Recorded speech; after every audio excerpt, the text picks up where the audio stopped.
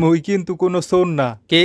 না মানে অনেকেই বলে যে মুই নাকি গম চুরি করে খাইছি। বিষয়টা সত্য না। ঠিক আছে তো। মোর বাপ দাদাও চোরা ছিল না। হ্যাঁ? অনেকেই বলে আমরা নাকি চোর বংশের লোক, এটাও সত্য না।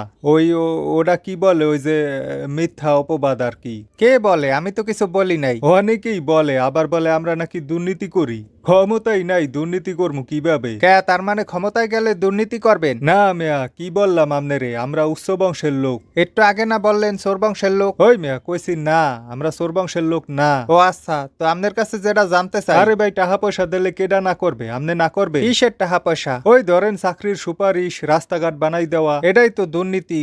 ঘুষ নেবেন? না না, নিমুনা দেখেই তো বললাম। ভাই আপনার যেই প্রশ্ন করি সেই প্রশ্নের উত্তর দেন। যে আপনি কেউ ভোট দেয় না, কয় চোর, চোর বংশের লোক, এই জন্য কেউ ভোট দেয় না। বাপ দাদা গু দোষ আমার গাড়ি দেবেন? ও তার মানে আপনার বাপ দাদাই চোরা ছিল? না মেয়া, কি কইলাম আমনেরে?